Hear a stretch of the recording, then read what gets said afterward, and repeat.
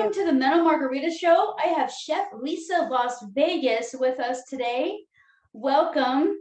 Thank you. Thank you for having me.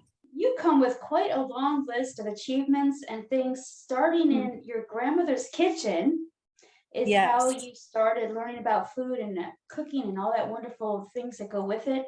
And then in New York, you've done some amazing things there. So you had a cafe, you had the Sweet Art Baking Company, which was a successful line of retail sweets and treats that went into coffee shops. And then also you had to create a special cake for a very national renowned party planner. So what did you create for that? How did that come about? Sure. So I was very blessed, firstly, to be in New York. That's my my state of birth. But I did go back to New York City. And I had the opportunity not only to do in the Sweet Art Baking Company to do retail and run a cafe in the Lower East Side, but I was also commissioned to do a cake for David Tutera, who of course is a world-renowned event planner. He has many, many books and accolades. So I was asked to do a cake for his latest book at the time, which was in 2005, and it was called Big Birthdays. And it was basically to celebrate milestone birthdays. And my year that he chose for me was Sweet 16. So I had to create a cake that wasn't actually a full-on cake that you could eat. Part of it was a facade just for the camera, but it was a great experience, and we filmed some pieces, and so I have a few of that, and then of course the photography went into the book. So that came out in late 2005. So that was a national book, or it's international book rather. And you on local television doing live demonstrations. We can even maybe spot you at some of our local wild oats and food stores. And correct, you did your research. Yes, and you have been celebrity chef and chef to celebrities. So I have Rick Springfield, Wayne Newton, Roseanne Barr, David Copperfield. Hopefully he made the food disappear in a good way. Yeah, that's what I was joking about that. I'm like, make it disappear. I know you'll like it then. So that's wonderful. And then you won an award. You were in Vegas Magazine for most innovative chef in Las Vegas. I did that, and some other, gosh, it's been so many years, but again, I've been very blessed to have been chosen for a lot of local and national print material and media. I mean, I'm not gonna name them. I'll have you name them all, but I really set out to not only cook, but be a part of the community. And I didn't realize it would be more of a national and international kind of B-list chef, if you will.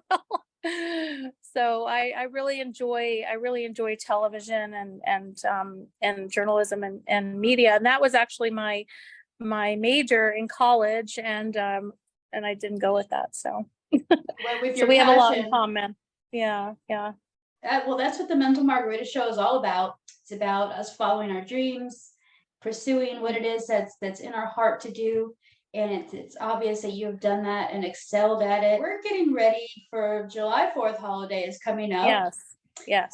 The one thing, I love cooking. I love having people over and hosting parties, but I don't like to have to work so hard. So sometimes I want to enjoy as well. So I usually try to do a lot of my prep ahead of time. And or, if you truly want a hassle-free holiday, someone would want to call you to put together a menu for them. So do you have some suggestions for the holiday? It's being summer, it's warm, people want to be refreshed, but they also have their familiar fan favorites that they like as well. So great question. Of course, the hot dogs, the hamburgers, all the American flair. And, just to save some time, I always try to think, okay, what will hold the longest? So, for making your patties, you can, make your patties ahead of time. you could add something fun. You could stuff them with gorgonzola cheese or something like that. Actually, that was something I did on the Food Network, which one of the shows I won, I did a gorgonzola stuffed burger, and you can form the patty and it'll hold really well. Another great idea is to, instead of like a fruit bowl, to do fruit skewers. It's great for kids. You can get cookie cutters and colorful. It is. It is. Nowadays, there's so many options for fruit. You could do kiwi and make that into little stars or flowers. And I've done that before. And you can actually stick the skewers in, a watermelon or a melon, and it's really pretty. Some other things, and I think kids are always a challenge. I have one myself. She's a little older, but to have some kid-friendly food is always nice.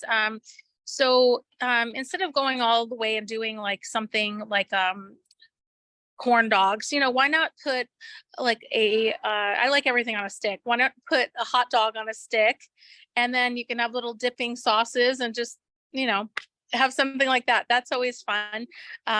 My whole way of cooking, and when I do events, is I think of it as the Thanksgiving meal. I always refer it back to the Thanksgiving meal. What can you make ahead of time? What lasts the longest? What can you freeze? What can you leave in the fridge? And start with that first. And then work your way to the basics. So for example, if you have some side dishes, you can get those prepared first and just cover them, and then work on, I guess, the harder, more difficult, maybe the proteins. So that's kind of where I like to go with that. But as far as fun ideas, I think things on sticks and skewers are always fun for everyone. It's portable. You can walk around, and it's kind of fun. That is fun. Thank you for those tips and suggestions. That's great advice. So also on your travels, you were the winner in Guy's grocery game on Food Network, and I saw your grocery list. So how did that come about? Was that something that you auditioned for and signed up for? Well, for quite a while, and still, since COVID, things have slowed down. But I get casting calls, and sometimes it works, sometimes it doesn't. So I've had, again, the privilege to be able to accept that one, which actually filmed in 2015. So it's been a while. It aired a few months later, and I just got a casting call, just like people found me, and I accepted that one, and it worked out for the dates. And I flew to California, up in the wine country, which was a great visit, in order to do a show too. So I just had this, like, I'm in the zone kind of mentality when I was doing the show after I got accepted, and I won, which was, again, one of the feathers in my hat. So Fun. yeah, very exciting. I have a question, and I'm sure I'm not the only person who has this question, because I love to cook, but I also love the eating part too. So when you're working in this industry, I don't know if it's hard for you or not, but I think I would have a hard time not having too much of all this good stuff all the time, having it around you all the time. So what's your secret for staying fit and staying well, being around all this all the time? I don't know about that anymore. I'm getting a little bit older and slower, but not slower with the cooking, but slower with the workout. When I'm around food, and I think that's true for a lot of people, I don't really eat or want to eat when I'm cooking. It's just, I think all chefs have that. They're just so much in the zone to please other people while they're cooking for dinners and events. I tend to get hungry really late at night, which is not good, but that's I kind of just, I don't know. I love food and I love to eat, but I tend to just be in the zone so much while I'm cooking that I don't even think about eating when I'm cooking. Afterwards, or if I'm not working, then I do. Yeah, so it's I think it just kind of part of the passion. You're not hungry when you're doing something intense. So And if you're around food all the time, it's just like anything else, you know. You just kind of wait till you have an alone time to enjoy the food. So if you're rushing, you have to eat to kind of alleviate some of those pangs in your stomach.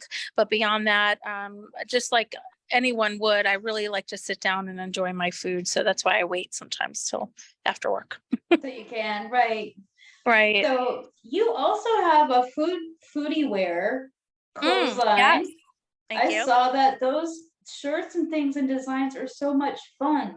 Thank you.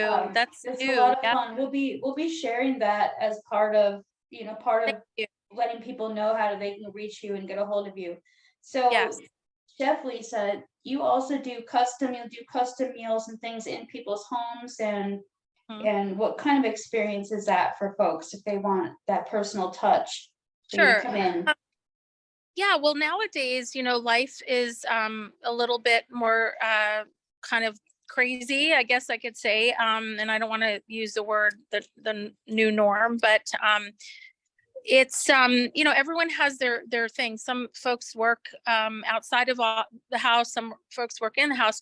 But for example, I have a client now that wanted weekly meals, and they actually work, both of the couple, they actually work in their home, but they're just kind of tired of ordering Uber Eats and all of those services, although they're great, but it's not something that you want to do necessarily as your diet 24 hours a day, 7 days a week.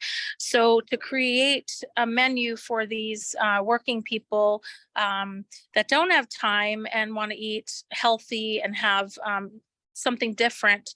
I do that as a delivery service. I don't do as many. I take on only a certain amount of clients at a time with that, because my catering schedule, dinner parties, events, weddings, etc., take up a good amount of my time. So I take on, say, 2 or 3 of those clients at a time. I currently have 2. So yeah, so that is something that I do and I enjoy doing. But it's not a bulk of my business right now. Okay.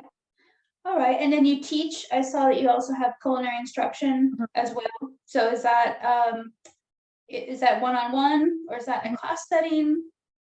That could be anything that you want it to be. I've had uh, people that wanted one-on-one classes that just want to get either their knowledge sharpened a little bit, or they just want to just learn a few basics and just kind of go from there. And it can be single or it can be a group of couples, group of ladies for an event. Is always nice. I have a few of those coming up, and they enjoy a full meal while they're watching the class. Sometimes it's interactive, sometimes it's not. I make it fun and funny, and we throw out little trivia, and sometimes I give away some little fun kitchen prizes. So yeah, it's a nice team building, or actually just kind of a little get together for couples to enjoy while they're watching a chef cook. Neat. That's something to keep in mind for an event in the future. I think that'd Mm-hmm. be a great fun collaboration. So we really appreciate you being on the show. Thank you so much, and we're honored to have you. And if people would like to book you, how would you prefer they get a hold of you? You have your website. We will throw up a slide with some information for folks to reach you. How do you prefer they contact you? Sure. I'd love that. My phone number always works. I have the phone on me 24/7, either via text or just give me a call. My number is 702-544-1044. Again, 702-544-1044. My Instagram is wonderful. That also has my t-shirt line with the foodie wear, and that is Chef Lisa LV, as in Las Vegas. So either way, they can message me or check out some of the foodie wear or some of the photos of my food. Okay, wonderful. And if you mention the Mental Margarita show, you'll get a free, actually complimentary cake for your next booking. I'll do a nice celebratory cake for you. Oh, how wonderful. Oh, Yeah. thank you so much. That means a lot, and I'm sure You're- that the audience will take advantage of that for sure. Yep. So we appreciate you. We appreciate you. Thank you so much, and you have a wonderful July 4th. Thank you. Thank you. And we look forward There's to. still room to book. There's still time to book. I have one July 4th opening, so. Okay. All right, folks, you heard it. She's only got one spot left. So if you want to take advantage of this, all the wonderful things Chef Lisa can do for your holiday, definitely call her. And we appreciate you being on the show. Thank you so much. And we'll look forward to seeing you soon. Thank you for having me. All Have right. a great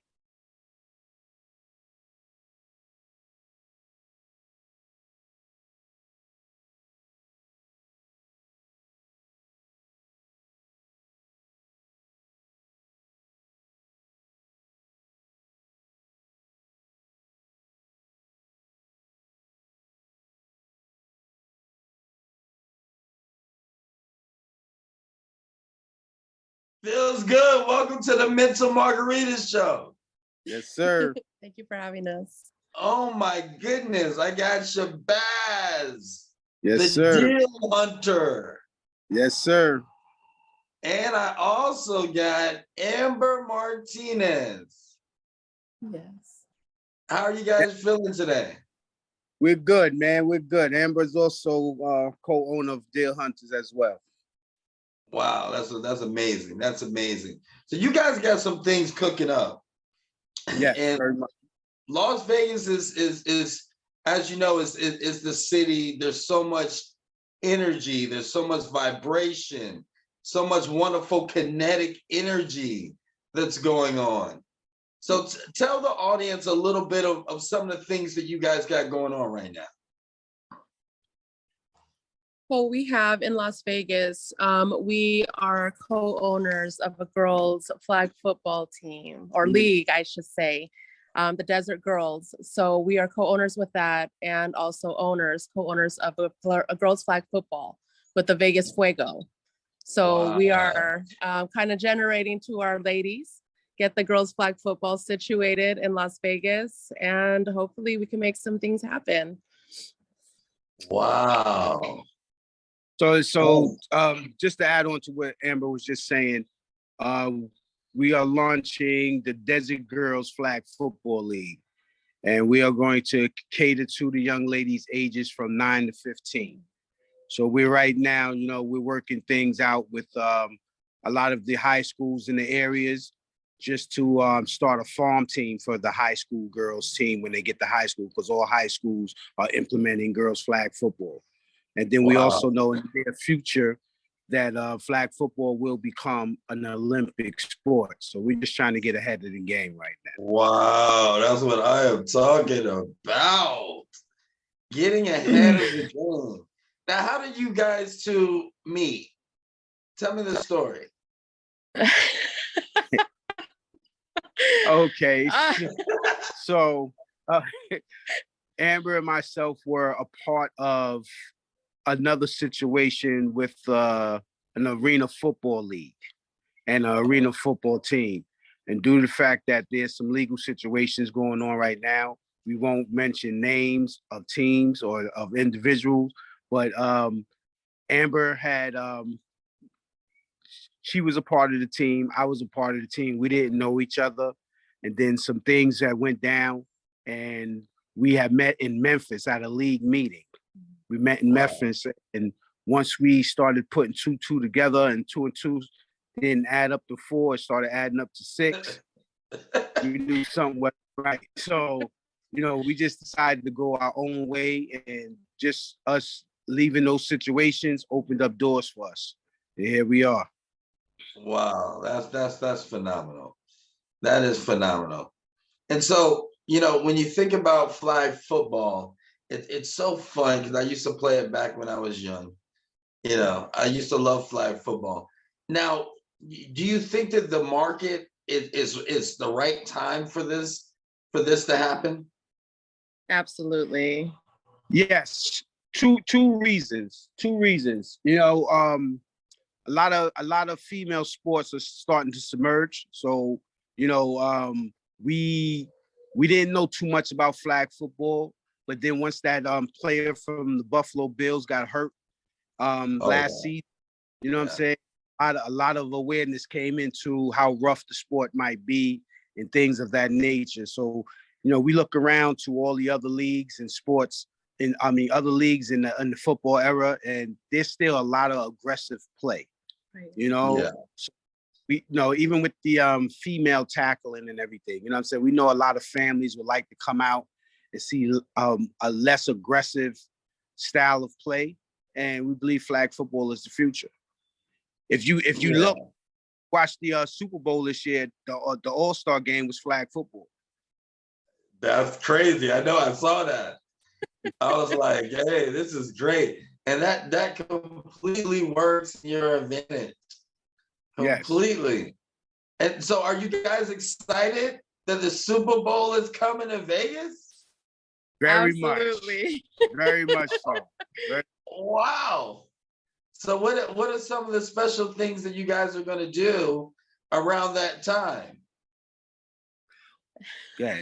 Well, we have a couple of ideas. We plan on doing our own event, our own Super Bowl event, just kind of getting our feet wet, getting ourselves known out there. And I'm a native to Las Vegas, so I'm born and raised. So I'm bringing something back to my city. That's unbelievable. So, Amber, let me ask you a question. Give us a little a briefing on your background. Well, let's see, I'm a mother of 4 adult children with 2 grandbabies.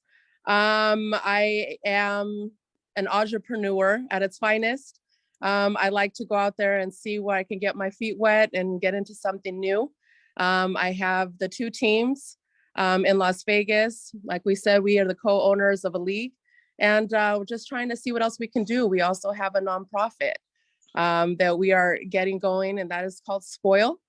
So we're in the process of doing some big things. Wow, that's fantastic. And Shabazz, if you don't mind taking the floor, give me a brief background on you, sir. Well, I'm originally from Brooklyn, New York. You know what I'm saying? Let's go. So right now, you know what I'm saying? We're upstate New York, just getting away from everything. But you know, I was one of those guys who grew up, man. The streets was my father. You know what I'm saying? And then, you know, it took me the time out for about 10 years, you know, in the federal system. And at that point in time, I just started to look at life differently. You know what I'm saying? I looked at, you know, the way that I chose to live my life was affecting everyone who loved me. So I couldn't come home on the same token, the same note. So when I came home after that stint, you know what I'm saying, while I was there, I did a lot of studying about the music industry, you know what I'm saying? And then when I came home, I knew a lot of my guys who were involved in the music industry. So I started to dibble and dabble a little bit, you know what I'm saying, with the managerial part of aspects and everything. And, you know, one thing led to another, and just me being able to network with people and take an opportunity to be one of those guys who can be invited into any room. And it kind of helped out, you know what I'm saying? So, you know, I ran into a guy in college, and he was a producer, and I took him down to New York City. And I don't know if you're familiar with Jay Hatch, you know what I'm saying? Sounds very familiar. Yes, Jay Hatch he's big on the music scene as far as showcases and everything. So he did an artist showcase. I put one of my artists in there. We took first place, and then he switched over to the producer showcase. So I brought a young man down there about 11 years ago, put him in the showcase. He won. He never looked back. And then right now he's doing his thing. He's one of the top producers in the game. His name is Rob Grimaldi. You know what I'm saying? He's from Jersey, but I found him upstate New York. You know what I'm saying? So Grimaldi he's doing his thing. And just from that interaction, you know, I had a young man who was like 10 years old. He's a phenom. And, you know, I just started dipping and dabbing in that aspect, just on the managerial tip. Yeah. And, you know, I was bringing premier artists to the table who was up and coming. And my name just started ringing bells underneath the radar. So I just took pride in making connections. Nice. And it looks like you made a really great connection with Amber. Yes. That's fantastic. Now, guys, continue on. No, go ahead. Oh, okay. So what I want to get at now, because you mentioned the nonprofit. Tell us a little bit more in depth of the nonprofit. Well, the nonprofit originated from this hardworking woman sitting next to me. So she's always, like she said, she's a mother of four. She has two grandbabies. And since we met, you know what I'm saying, she was always trying to juggle business and family life. You know what I'm saying? And she was being pulled in every direction.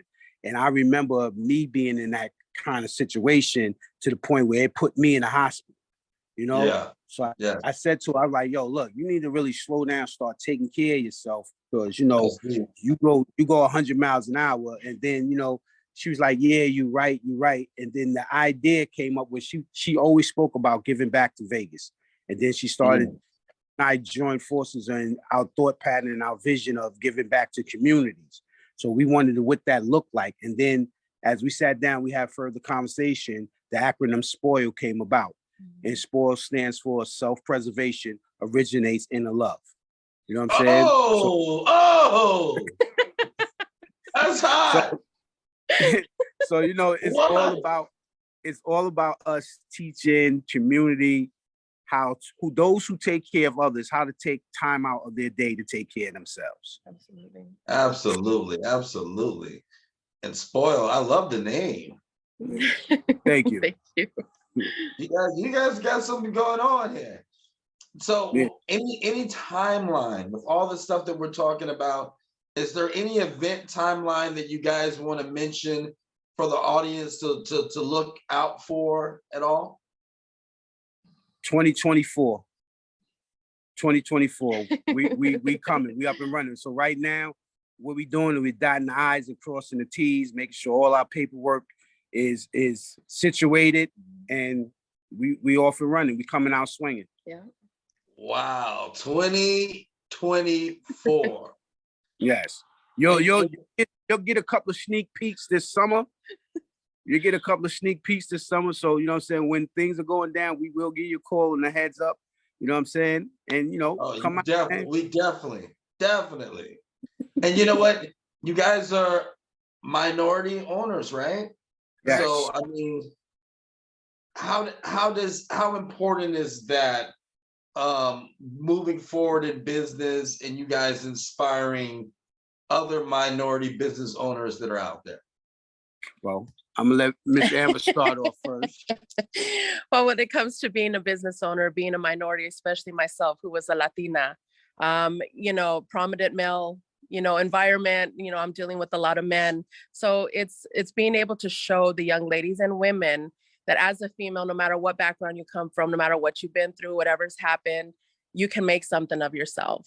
You know what I mean? And the blessing is having a great support system. You know, Shabazz has been amazing, you know, checks me when I need to be checked. We kind of go back and forth, you know what I mean? But it's important to be able to show that we too can do it. You know what I mean? So it's this has been a beautiful journey. It's definitely been something out of the ordinary for me, but it's been an amazing journey. I'm telling I think it'll you. be great. Yeah. and then on my part, you know, just doing the 10 years and coming home and changing the way I view the world. And, you know, for the last, I say about the last 18 years, I've been working with juvenile, at-risk youth. You know what I'm saying? And the last 10 years, I've been working in juvenile prisons. You know what I'm saying? So I'm about to leave that, but I am the success story where these young men can see that it's all right to make a mistake, own it, and turn your life around. And because, you know, the concept is once you get a record, your life is over. And that's far from the truth. You know what I'm saying? We live by another acronym, STA, see it, touch it, attain it. You know what I'm saying? So if you can see it, you know what I'm saying, work hard enough so you can touch it. And if you can touch it, work harder and you can attain it. Yeah. You know what I'm saying? Yes. So me personally, you know what I'm saying, there's no quit. You know, there's no quit. When I went to prison, the first thing I said day one is, I can't do this no more. You know what I'm saying? And that's when change started. So for us, change means when you're sick and tired of being sick and tired. Absolutely. So that's right. That's deep. So when they look to see us, they see that everything is possible. Not anything. Everything is definitely possible. Yes, sir. And what the proof to that is that you're on the Mental Margarita Show. Yes, sir. Absolutely. Now, how do they follow you guys? Well, we, like you said, we're crossing the T's and dotting the I's. So we have our websites and everything coming up. But right now on social media, you know, is Shabazz Lewis on Facebook, Shabazz Lewis on Instagram, and you know, we're coming with the Dale Hunter website and everything, because Dale Hunters is our company. Basically, you know, we reach out to everybody, even you. You know what I'm saying? Our motto is, if there's a deal out there for you, we'll hunt it down. You know what I'm saying? So we don't know what you're looking for, but you know what I'm saying? We're connected in so many ways that we'll make the effort and we'll hunt it down, the perfect deal for you, and we'll go from there. So absolutely. That's great. I am gonna work on my list to submit to you guys. Okay. So you guys can begin your hunting trip for me. And Shabazz, man, it's an absolute pleasure. Amber, absolute pleasure. We love you guys and look forward to collaborating with you in the near future. Yes, sir. Yes, sir. And we appreciate the opportunity to be on the show, my brother. Absolutely. All right, my brother. You be safe and let's shake the world. Yes, sir. Absolutely. Thank you. Have a good one.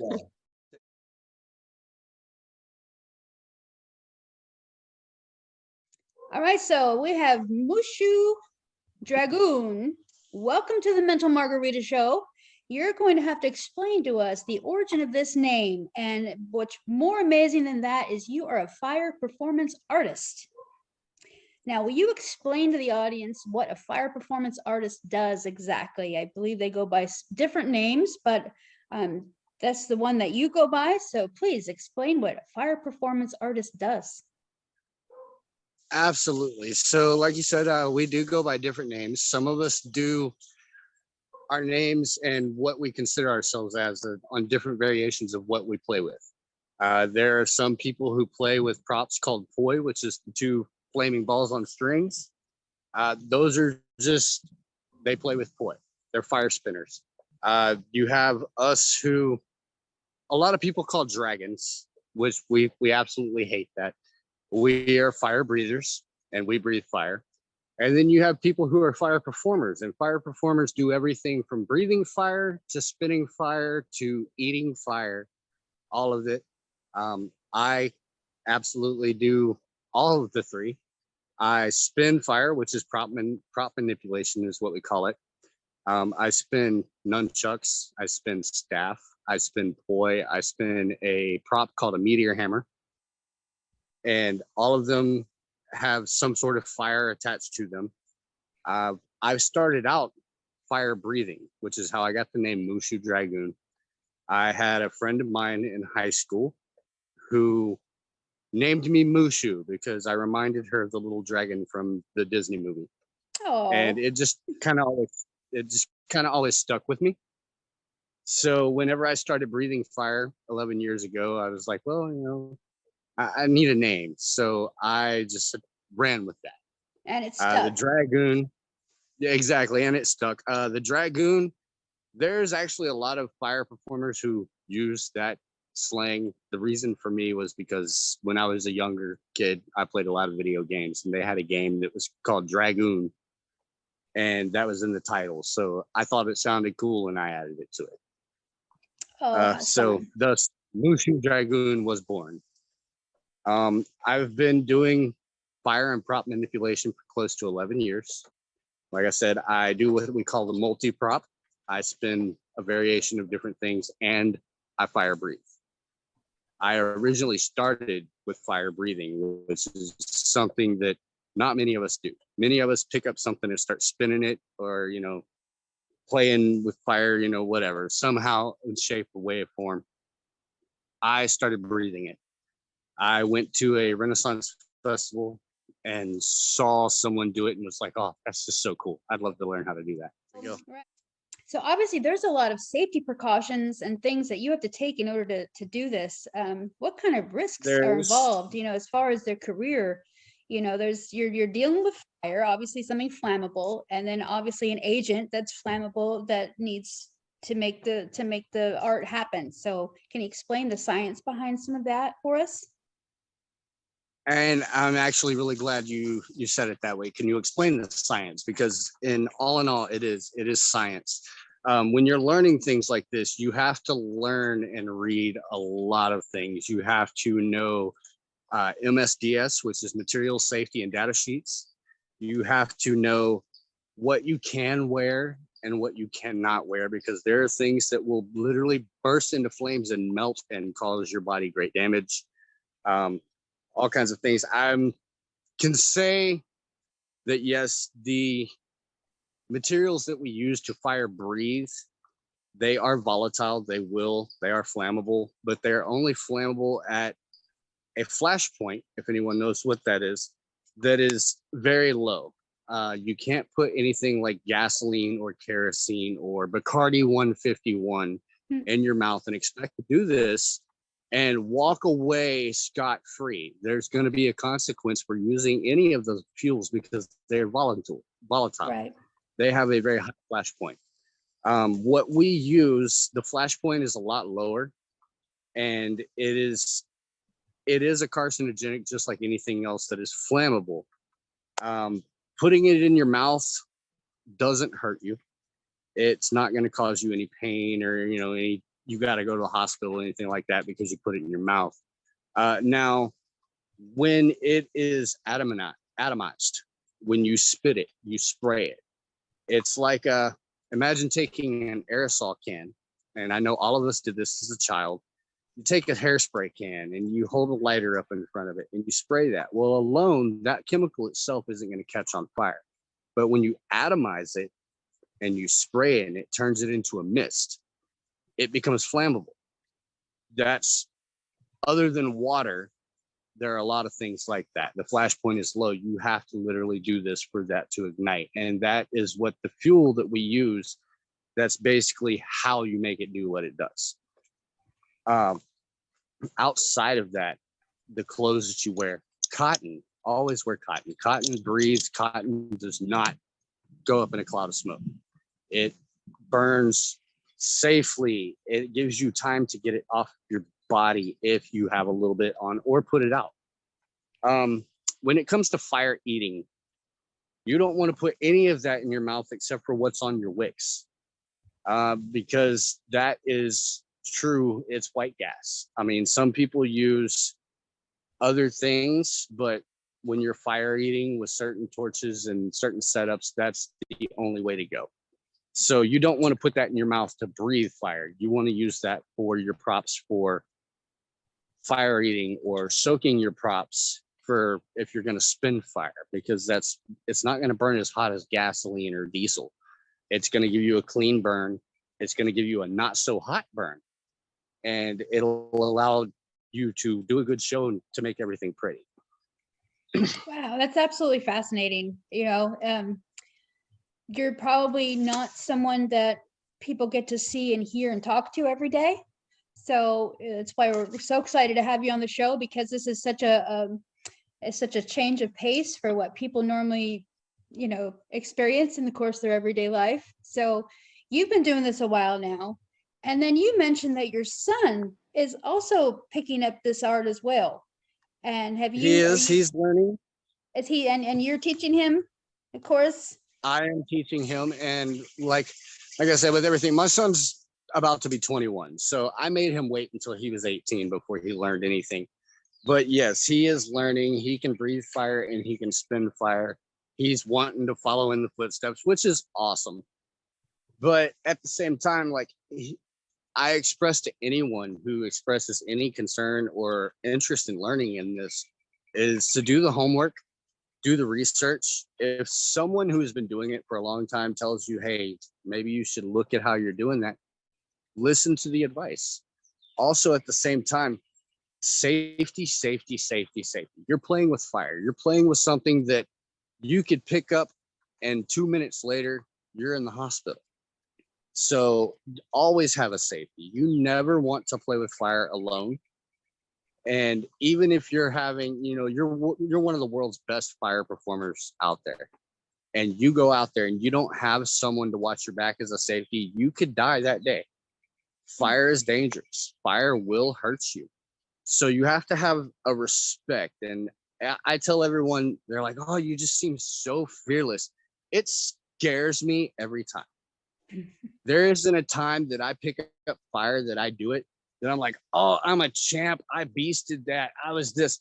No, I respect it. It's, you have to be scared. You have to have some level of fear mixed in with that respect of what you do, of the element that you're playing with.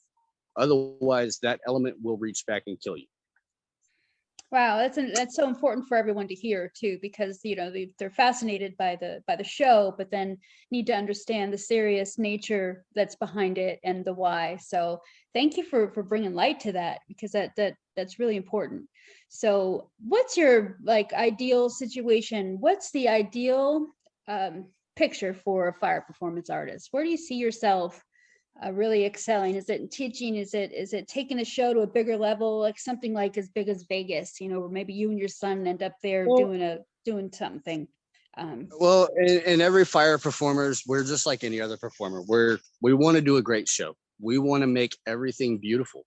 We want to show you at the same time that this is an amazing thing we do. This is an art form, and it's a lost art form. It's something that we did thousands of years ago in the Middle Ages, that honestly we did before we discovered the chemicals that we have today, and people had the gumption to do it that way, the way it was practiced 100 years ago, which, by the way, we don't know what elements they were putting in their mouth back then.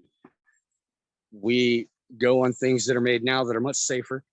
Mm-hmm. But there's also, like you said, a science earlier. You can breathe fire with cornstarch. It's just all in how you're doing it, the technique, what you learn.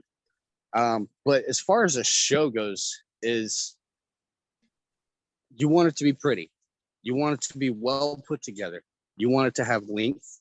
You want it to be timed, just like any other show, just like putting on a production on a stage for a play. You want it to tell a story with the art that you are giving. And that's the same basis as any other good show. The thing about with fire, especially if you have fire breathers in your show, is nothing will ever be the same twice. So it's a unique experience every time then.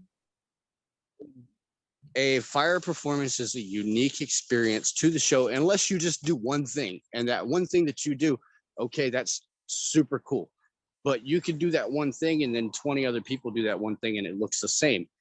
But what I love about the variety here in my area with the collective of fire performers that are in my area is there are so many variations of different techniques. There are so many ways that people do the same thing but have their own image on it. They have their own style. And that's what I love about fire performance is everyone has their own style. There's so many different variations that it's never the same show twice. Even if, like, I have a good friend of mine, he's one of the guys who taught me to hone what I do. He went for a year, I think maybe 6 months, and he stayed in Florida and he did the Halloween Nightmare Fuel show there at Disney.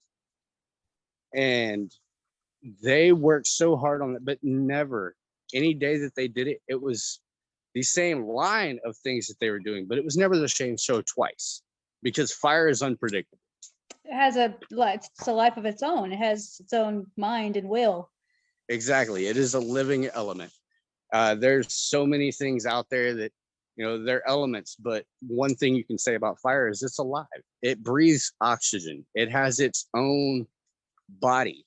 And, I could be standing out there breathing fire and blowing the same shot 10 times, but each one of those 10 times is going to be different. It's going to have a different form. You're going to see different shapes. Some people will see creatures or, dragons or eagles or birds. And some of the pictures that I sent you, if you look at it, there's one picture there that looks like an eagle falling backwards.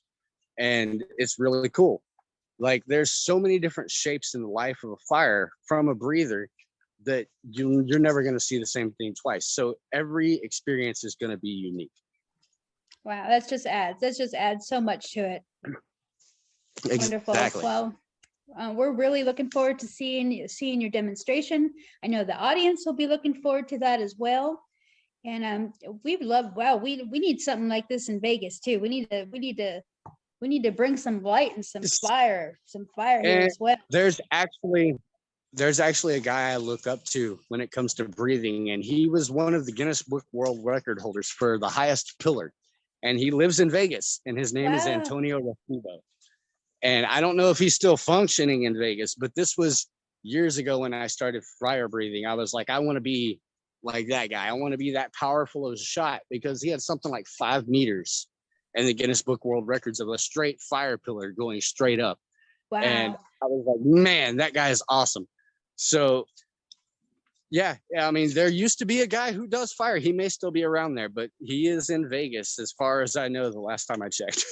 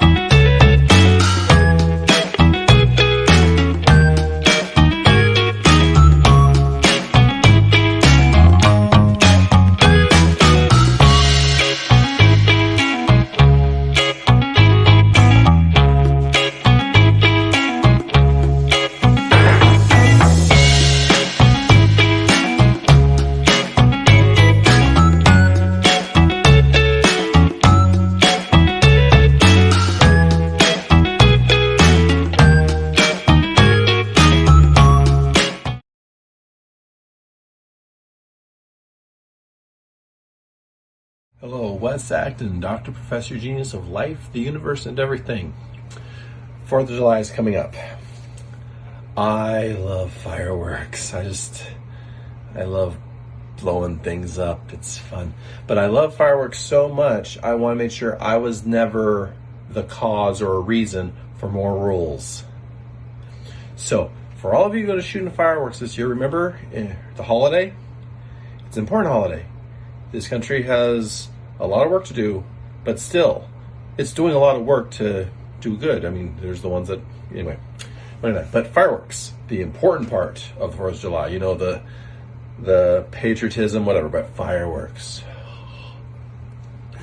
So, if you ever shoot off a keg, have a big bucket of water to dunk it in. Sounds obvious, right? Then why don't more people do it?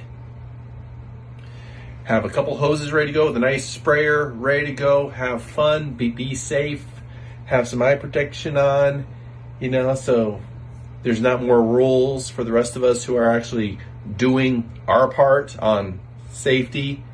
We're not becoming too crazy. So, big bucket, dunk it. Those cinders can sit for a long time. So, a little bit of words of wisdom, that's if you are going to do it. Oh, I've done it for years, I've never had a problem. They're the ones that end up burning things down. So, to have a nice, safe, fun holiday for everyone, use your brains. Water stops fire. And make sure you stay hydrated, eat a banana, keep yourself healthy, But enjoy the holiday. It's a lot of fun. Eat good food, but stop doing things and just putting more rules on the rest of us. Have a great day.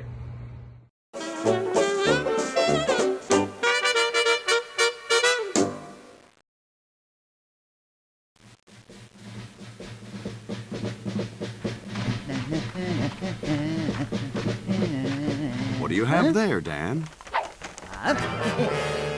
Oh, Dan, be careful. Consumer fireworks are very dangerous. Thousands of people are injured every year. Going to try again, eh? Look, Dan, wouldn't it be safer to just watch professional displays of fireworks at the park or on TV?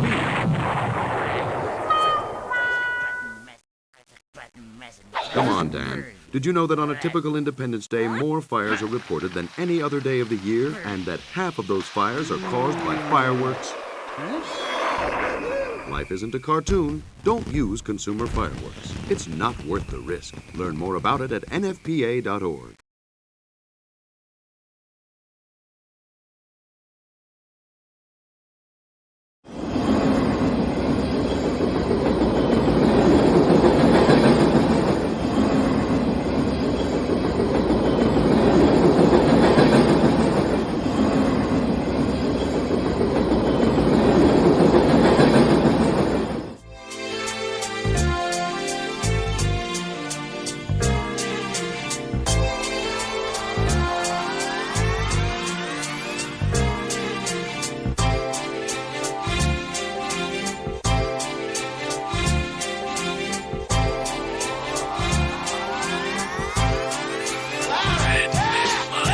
You're starstruck, here's a sprinkle of the stardust. Hold your champagne glass and your cigars up.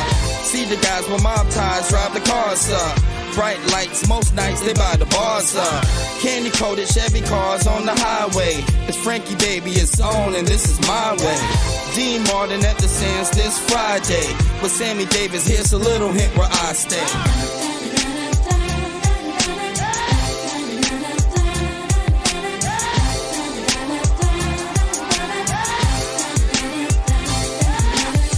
The city shines like Liberace's mansion. And you know Elvis had the whole city dancing. Showgirl silhouette steady prancing. Shout out to June, just the Copa Girls anthem. Legal gambling, yeah, that would tempt me. It's Sin City, holy water couldn't cleanse me. And Wayne Newton had the crowd in a frenzy. Live at the Stardust, the seats never empty.